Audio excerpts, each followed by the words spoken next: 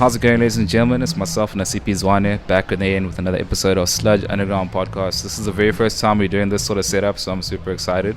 And I've got my homie Andile with me. How's it going, brother? You good? I'm good, bro. How's it going? Okay, all good on my end. And today we have a really special guest. I'd firstly like to give a huge shout out to Devo for organizing this interview. Huge shout out to him and everything he does for the podcast. Highly appreciate it. Indeed. And we've got a really awesome guest today. Her name is Kat. Interesting fact, before we got into this interview, I had a chat with a homie of mine, Llewellyn Screen, out in Cape Town. And he was informing me that Kat doesn't really like, being asked about her name. It's like, she absolutely hates it. Don't even dare. Don't ask her about this name and such. Why? Why is that the case? I just, to be honest, don't think it suits my brand. I actually have a cousin whose nickname is Kat. Nice. I don't know why.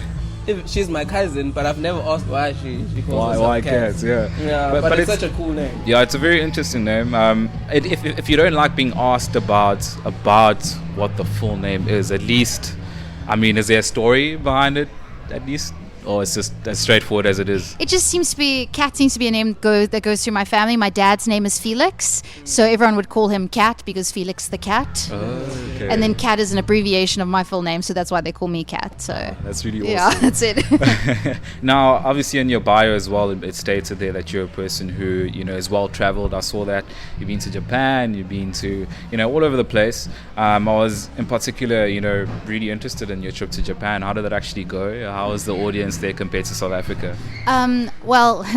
So basically I lived in Hong Kong for many years. It's actually where I grew up mainly.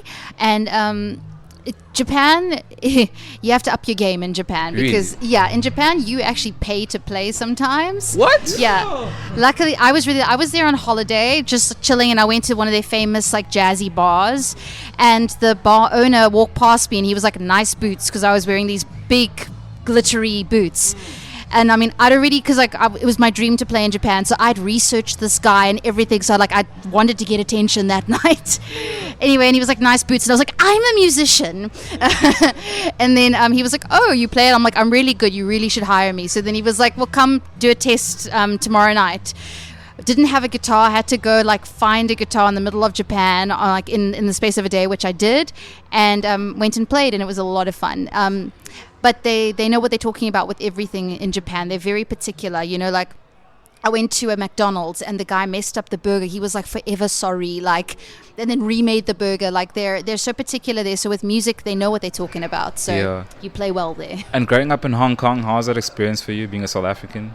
There's actually a lot of South Africans there. Is it? Yeah. I went to school there and everything. It was, I went to international school, so I met lots of different nationalities. I was exposed to many things. The one thing I'll say about Asia is they push you. Yeah. So it wasn't enough to just play piano. You had to play guitar. You had to sing. You had to be good at theory. You had to which I'm so grateful for now, because now I literally do all those things I was doing when I was a child, just now finding a way to mesh them together. Yeah, and moving abroad, we've had, various musicians that, are based in South Africa, and then they moved, overseas, Japan, Hong Kong, America and such, and most of them it's a situation where maybe the family had to relocate or whatever the case is. So for you, was it more like a musically sort of inspired move, or was it more like you just moved there with the family? Or so when I was a child, it was family. My dad was a jockey, so racing there is really the thing. So basically I moved there with my family.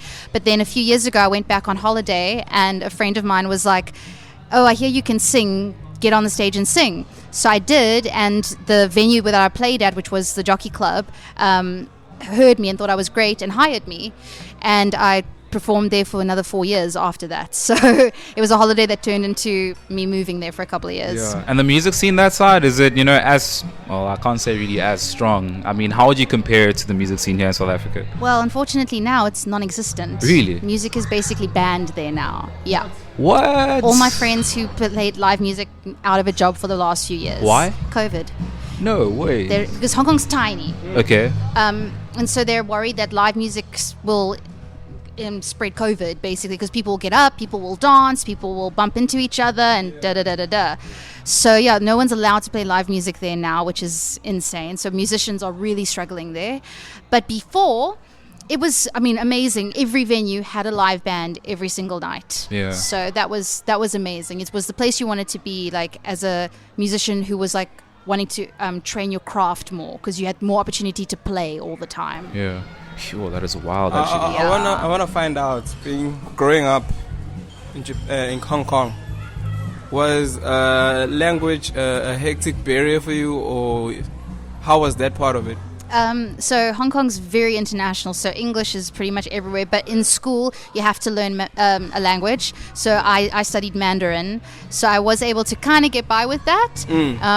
So I'm very grateful. I can sometimes remember it, usually a whiskey or two, and then I'm fluent.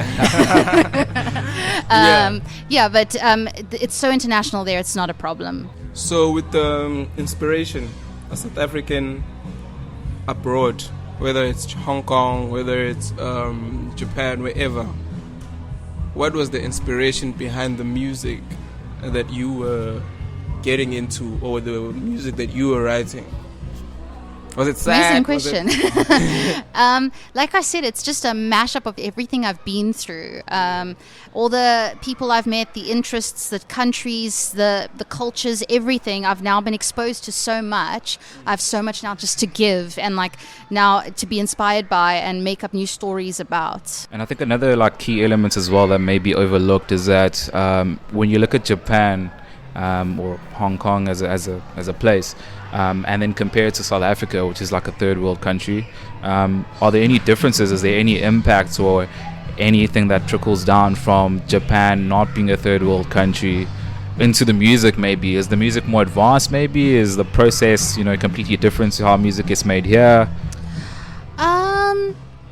Again, these are really awesome questions. Like I say, it's just, culturally it reflects what the people are like, and there the people are very particular. They're neat, they're tidy, they're orderly, not to generalize, but that is what they're like. And so and the music is the same. You don't play bass unless you play the bass insanely well.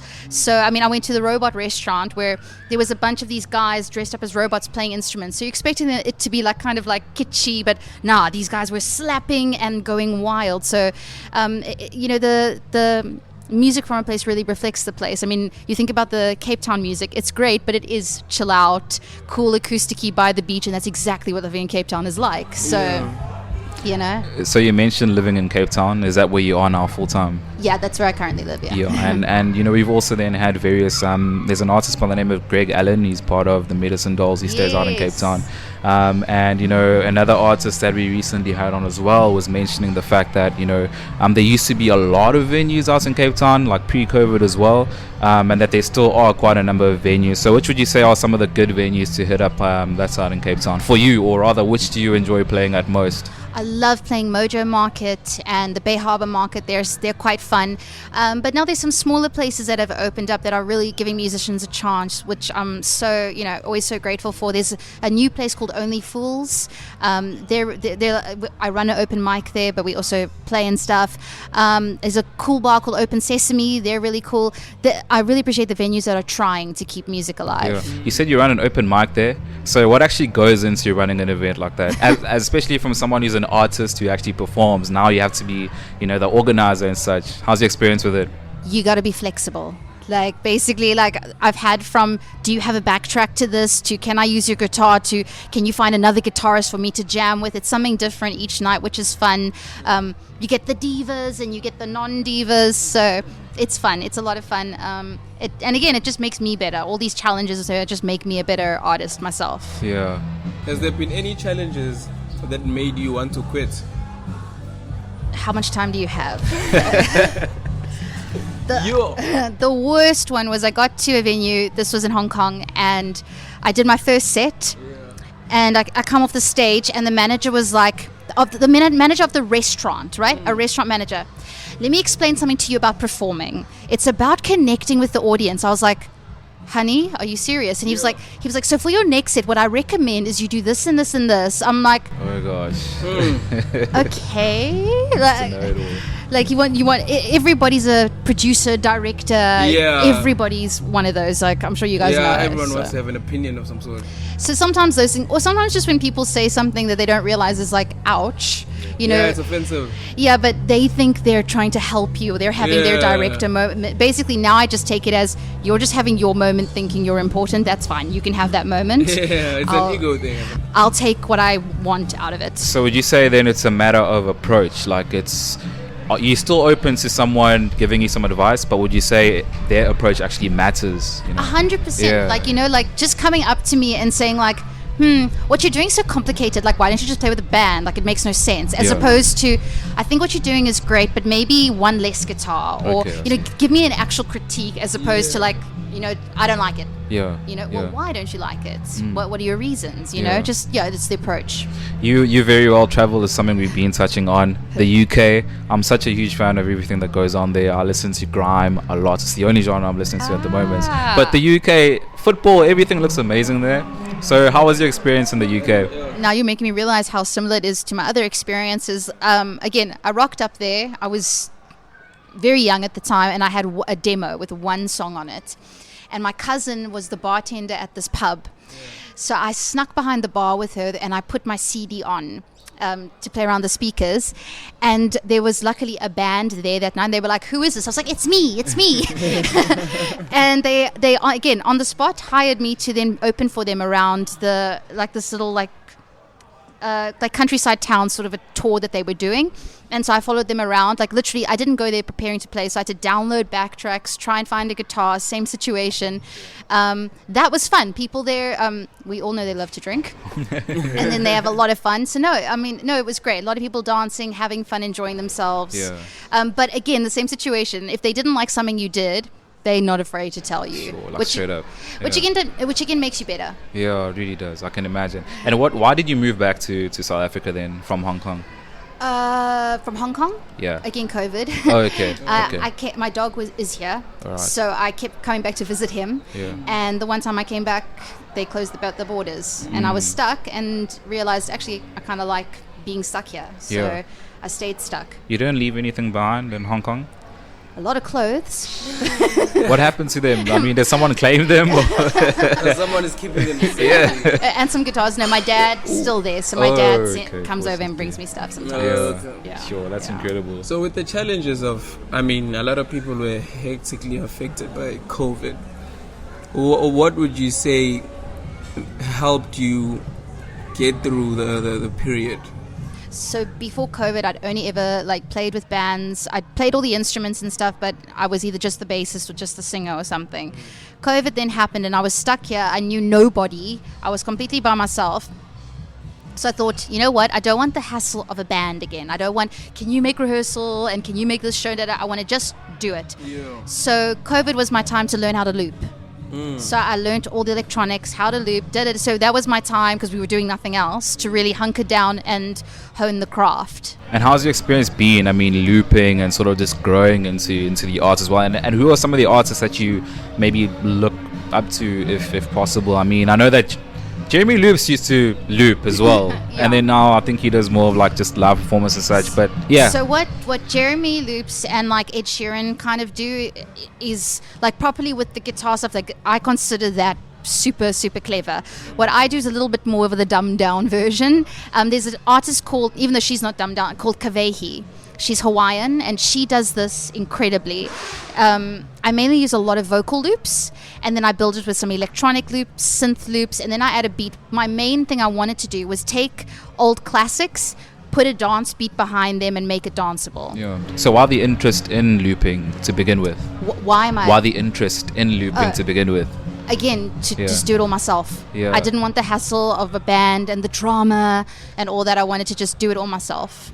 That was the reason. I think you were trying to ask something there. I want to ask, as an artist, because every artist wants to have a certain image that they want to portray, and it's sort of like a journey, finding yourself, going through the different phases and doing things and be like, all right, maybe this is not me, maybe this is me.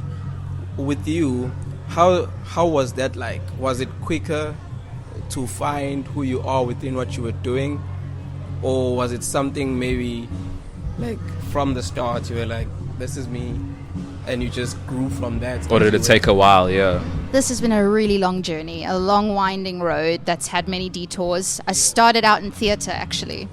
I was going to be musical theatre nerd, you know, but then realized that kind of life wasn't for me, and that I wanted to do my own thing, not do a character someone else created. Yeah. So I've gone from being acoustic-y, playing by myself, to screaming in like a almost metal band, to performing just covers, to now what I'm doing now, which is what I love the most out of everything I've ever done. I love what I'm doing now the most. But yeah, like life, like finding yourself, it takes a while to find out who you are, and I think it's the same with music. Yeah. Are you doing this full time? Like, is music your full time thing, or is it sort of part time? Well, I'm on tour full time now. Music, it's literally half. I do obviously have to pay the bills, so I do teach singing. Okay, nice. Which again, it's still music. I also run a production company, so we do video editing for like companies that need content. Yeah, it's really interesting because we've had a lot of teachers coming through like recently, and the question always comes up, you know, when it comes to Kat the musician and Kat the teacher, is there sort of like a difference? Do your students actually know like the Kat that's the singer, or do you sort of just expose them to Kat the teacher? Yeah, that's interesting. Depends how old they are. Is it? Yeah, if they're an adult, then they know exactly who I am. Yeah. If they're a child, then of course I'm Miss Kit Kat. Oh you my know? gosh. So, would you say, as someone who's doing this and doing a lot of other things related to this, being in the industry, the music industry or the entertainment industry, is very demanding, and it's, you know, how would you say it has affected your private life, whether it's family, whether it's relationships that you get into? How do you sort of like find balance to be able to do it all in a balanced manner, or it not affecting each other? Interesting question. So I used to have, well, something like along those lines. I had all my instruments, all my gear, everything in my bedroom. It was all in one room, and then I realized that was like literally overtaking my life. So then I made a separate room, and it's just about delegating your time. So, you know, I'm going to delegate this 3 hours to my relationship. We're going to sit and watch a movie and have some dinner, and I'm not going to think about my music, you know. Same with now. Okay, now I'm with my dog. We're going on a walk, and that's what I'm going to focus on right now. It's about being present in every moment that you're in, focusing on what it is. And it's the same with the music, you know. I could have just had an altercation with a parking attendant, and I'm pissed off, but I can't take that to the stage. Yeah. So it's about just being present in that moment and doing that. Would you say that at the same time as you can't take that onto the stage with you, would you say that you maybe do get sort of inspiration from those moments where you're away from the music as well? Maybe something happens while you're walking your dog, and I don't know, a cat jumps off the tree or something, and it's like, hey, a line. 100%. Yeah. The amount of times I've woken up from a dream and I'm like, quickly sing it into my phone, and Yeah. then go back to sleep. Like, always. That's almost helps you come up with random inspiration when you do step away from the music. Yeah. You know, the reason why I asked that question is because I know how hard it can be to juggle all of it. You know what I mean? And especially when it comes to relationships, it gets hard to get into a relationship and actually find something very meaningful, because you don't know if the person is there with you for who you are, besides, you know, Or if they're there for Kat the musician. Exactly. Yeah. You know, Yes. a lot of people suffer with that. One- And as an artist, you're very sensitive and vulnerable. So you get into that fully in, you know, and the person is just there for Kat. Yeah. You know? Amazing. Again, you get it. Yeah. A lot of, so I'm actually really shy and Yeah. extremely socially awkward. I couldn't tell. I'm excessively shy, and when people meet me, if they've met me after I've performed, and also like once you get off the stage, you're hyped, you're buzzing, you know, and they talk to me and I'm confident and arrogant and stuff, and then actually if it goes further with somebody, then like, you know, a few, you know, weeks in, they're like, hold on, where's the shyness coming from? Why are you so shy? And I'm like, no, that is who I am. This is an act that you saw. It is quite interesting. A lot of people are always like, what, you're shy? Like, yeah, it is interesting. Yeah, it's very incredible. We've got your camera guy here, just by the way. Bro, what's your name? Quickly introduce yourself to the listeners. All right, so I'm Josh. I'm Kat's videographer and photographer, do like all the photo video work for her and her brand, but also freelancing on the private side, doing photo video based in Cape Town, around that area. Yeah, it's just the vibes. What do you enjoy most about working with Kat? To be honest, it's mainly her understanding and cooperation to work with you. There's a relationship that builds further beyond just her being a client, and it's like, for example, I mean, just now I left the battery at the hotel, which is 3 hours away, and most clients are like absolutely like taking you down. They're like, how dare you do that, you're unprofessional, and you get slated, and you're just there like, that's it. And Kat was just like, okay, like, it is what it is. And she's like, can your microphone still record? I'm like, yeah, it can go for the rest of the day. And she's like, okay, cool. And it was just like the chilled atmosphere that she creates, and she really wants you to be creative with your own briefs. She doesn't like enforce such a brief on you. She gives you a broad parameter, says you can play within these as much as you like. And as a creative and an artist myself, it really allows you to kind of provide your best work and do your best. Very incredible. Thank you. No, that's very incredible. But Kat, on your end, what do you enjoy most about working with your videographer? So I have a creative team who help me come up with every decision that I make. So I've got Amber back in Cape Town.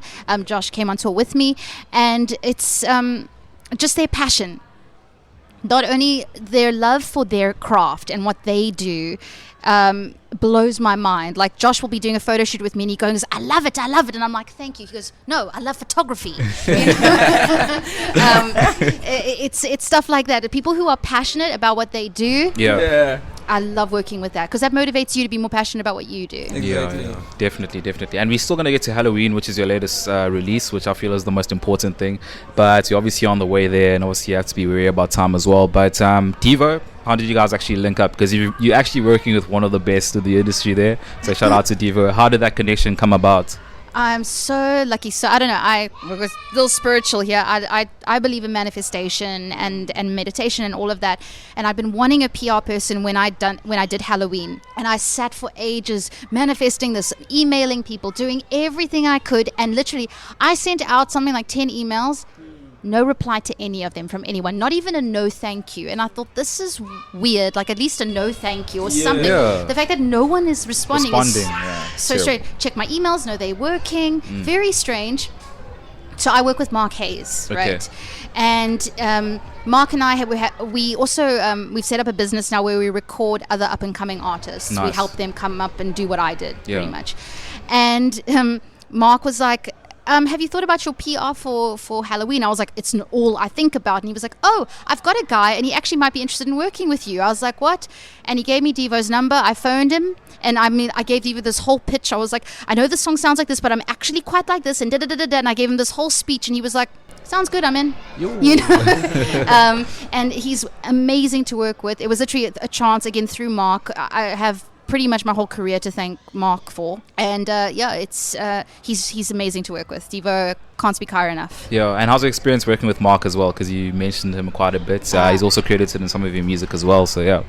Mark is absolutely my mentor, my guide. He's absolutely everything to me. He's my producer. We get along really, really well. We get each other's music taste. You know, we get into the studio together. We have fun, and there's a mutual respect. You know, a respect for each other's time, space, absolutely everything. I adore working with Mark. Incredible. With all those good things that you've experienced with those people, have you ever experienced any exploitations from other people as well? Because this industry is quite a hectic one. Yeah, it's terrible. Yeah. I'm very fortunate that I haven't had anything that bad happen to me, other than like maybe certain situations just not working out or going the way they maybe I didn't want them to or whatever. Or maybe a situation where the venue says, please play another set, and you're like, sure, expecting to get paid, and then at the end they're like, oh no, wasn't that fun for you? And I'm like, I'm sorry, do you want to work another hour for free? You know, other than that, I've been extremely lucky. Yeah. So now looking at the music and your latest release, obviously you touched on it, Halloween, and when you go on your Spotify, there's literally, I think, about two. There's Wolf, right? Wolves, yeah. Yeah, Wolves, and then also now Halloween. When you were writing and when you came up with Halloween, was it a matter of you sort of trying to, you already had the other single, now you're trying to maybe create something that would sound maybe different, or would you say there are maybe some influences that you got from your previous track and such, or is this something completely new? So with everyone has always told me you're too niche, like your music's too, whatever. So I had kept thinking I would like to write something a little bit commercial, something a little bit more mainstream that could go, in the mainstream block. And of course, nothing came to me. And then again, one night, asleep, wake up, this tune in my head. Sang it into my phone, go back to sleep. And that's literally how Halloween happened. I was going through a stage in my life where I wasn't sure where I was going, what I was doing. I felt quite like in a purgatory kind of a state. And that's kind of what Halloween is about, where it's about, I'm not where I want to be right now. So I'm just going to find the comforts to enjoy where I am currently, because I'm not at this point that I want to get to. So it's about a state of mind. And the music video, how did you sort of come up with that? Again, that was a collaboration with my creative team. Shout out. It was... I basically told them the story, explained what it was, and we thought the best way for anyone to get this is a love story. Yeah. So that's why we made the music video a love story. I had an image of myself walking down the promenade at night with like blurry lights behind me, so we made that image come to life. It was a lot of hours. It was 4 straight days of shooting. It was a lot of conceptualizing, but I'm very happy with what we got in the end. It really looks incredible. It really Thank looks you. dope. We're almost at the end. I see the time here. There's a question that Llewellyn said I need to ask you, actually. Oh. But I just forgot it now. I need to sort of remind myself quickly. But how do you actually, just while I'm checking that out, how do you actually know Llewellyn? Gosh, I booked a gig in Cape Town at Open Sesame through him when I first came back. Yeah. And he was the nicest booking agent I've ever spoken to. He was like complimenting me, and I was like, what is going on? This is not normal. They're not usually this nice. Yeah. He was so friendly. And then I met him that night that I performed there, as well as a bunch of other musicians in Cape Town, and everyone couldn't speak higher enough of him. So we stayed in contact, and he was like, no, I'm an agent. I actually help musicians. So I was like, you've got to work with me, please. And that's kind of how things developed. And we've done a lot of gigs together now. But he's also helped me with PR, and he's just a good friend. He's a really nice guy. So I want to know if you've had shows in Durban or any music interactions and whatever dealings, music related in Durban. What have been the challenges that you faced, and comparing it to Cape Town, would you say it's a similar playing environment, or maybe you prefer the other? So the only time I've ever performed music live in Cape Town, I must have been about 8 years old, and I was at Ocean Basket. And I went to all the tables and sang to them and asked for 5 rand afterwards. Yeah. I've never performed in Durban, so I'm completely new to it. Yeah. Yeah. I think maybe it's.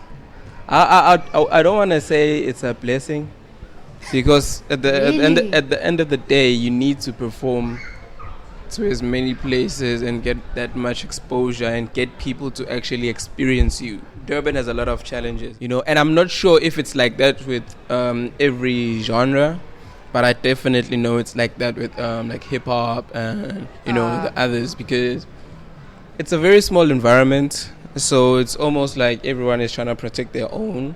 So there's not a lot of collaborations and working together. It's always like egos and whatnot. So that's why I wanted to ask that. Maybe you have a different experience of Durban.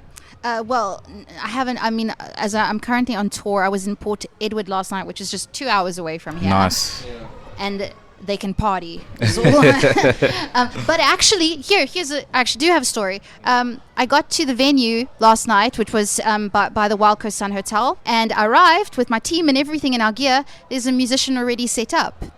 And I was like, so I contacted the owner. I was like, the manager, and she was like, yes, we double booked them. Don't worry. Oh my gosh. We'll tell him to go away. I was like, no. He wasn't very happy. I felt so awkward. And he's sitting there, and I'm sitting up in front of him going like, sorry. No. It was very awkward. Yeah. So Kat isn't really his favorite right now, hasn't it? No, definitely not. So I want to give a quick shout out to Llewellyn. This is my final question through Llewellyn. So you basically asked for me to ask you, if you close your eyes and you imagine yourself playing a show somewhere, what do you see? Nice one, Llewellyn. I see a stadium, be it Madison Square, well, that's not the same, but be it Madison Square Gardens, be it Wembley, be it something like that, a massive Cape Town Stadium even, wherever. I see that with tons of cell phone lights and people cheering. That's my ultimate goal. Nice. And you're definitely going to get there. I feel like you're really that good. Thank you. You've got everything on lock. Your sound is good. You know, the aesthetics are looking good. You've got Josh, who's incredible with his camera. So shout out to everyone, you know, to you and everyone that's helping you out as well. Andile, I don't know if you have any final question on your side. No, I'm good on my side. That is really awesome. So, Kat, thank you for joining us on the show. Really appreciate it. If someone wants to reach out to you and maybe work with you, what are your social media handles for them? So they can go to my website, which is catmusic.co.za, and everything is there. There's my Instagram, which is cat_the_performer_music. I know that's a handful. That's why the website makes a lot of sense. Yeah. But again, if you just go into YouTube, type Cat Halloween or Cat Wolves, you'll find me. That is really awesome. Josh, who are you online, bro, if anyone wants to work? Josh Heldsinger on Instagram, just JoshHeldsinger. And then anything, if you just Google that name, you just type that into Google, my website is right there. Twitter, I'm on Twitter as well, same handle. LinkedIn, same handle. And yeah, shout out to all the artists and creatives just doing their thing, man. Just keep going. Shout out. Any advice, Cats, to give to anyone who's looking up to you right now? Don't stop. Whatever you do, do not stop. Keep picking yourself up and keep on going. That is really awesome, guys. Sludge Underground is available on our websites as well, www.sludgeunderground.com. We're also on social media at Sludge Underground. It's just on Twitter where we're at Sludge031. We're going to close out with Halloween by Cat. Until next time, it's bye for now. Try to make friends, but it's so complicated. Pretty girls in small rooms, I just can't take it all. In a city not my own, so I guess I'll drink up, I guess I'll get going. You've forgotten I'm here, you just don't care, and so I go. I'll go as I walk down the street. There's one thought I'll repeat. I'll be home for Halloween. It will be you and me. I'll be home for Halloween. And it will be, baby, you and me. Oh, it will be, baby, you and me. Shops full of books, I don't feel so lonely. A pizza slice, a Jack on Ice. Everything I do is to get back to you. I've tried so hard, I gotta keep going. I come so far, it's all I want right next to you. I belong with you as I walk down the street. There's one thought I'll repeat. I'll be home for Halloween, and it will be you and me. I'll be home for Halloween, and it will be, baby, you and me.